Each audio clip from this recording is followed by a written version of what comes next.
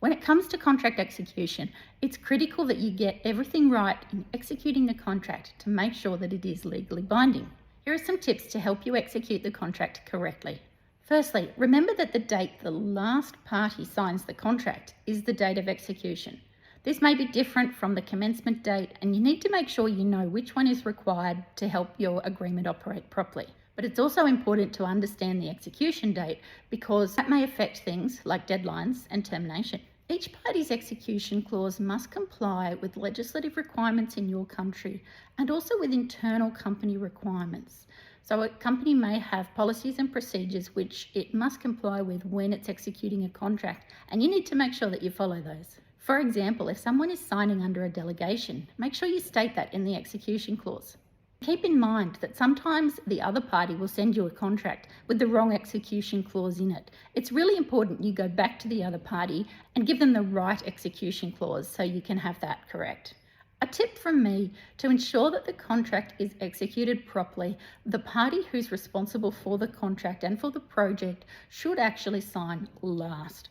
By doing so, that means you can actually check that the other party has properly signed the contract before you sign, because the last thing you want is to have your signature on first and then not even know whether they've signed or not. And trust me, it does happen. If you're executing a contract in counterpart, make sure that you have a counterparts clause in your boilerplates. Those are the clauses at the end of a contract, which often most people don't read, but they do contain important information. And one of those things is often a clause which lets people sign different versions of the contracts at different times. I'm about to give you some other tips for executing the contract, but first, make sure you like and subscribe my channel. That way you'll get all my past and future videos and you can share the contracting love. So here are some other tips for executing a contract correctly. Firstly, make sure that you check both execution clauses after each party has signed to pick up any issues or problems that may have arisen with the execution clause. Sometimes a person who was required to sign simply may not sign, and you might need to go back to the party and actually get that fixed so you can properly evidence that the contract has been signed. Avoid using shorthand or abbreviations in the execution clause because that can actually cause confusion. Make sure you spell things out. Make sure you include a witness signature and a line for their name if it's required by law. Ensure that any necessary notarizations or certifications have been made to the execution clause. Consider adding an electronic signature clause to your contract. A lot of companies these days sign by electronic signature. It's becoming more and more accepted. So question for you is that the way you want to go?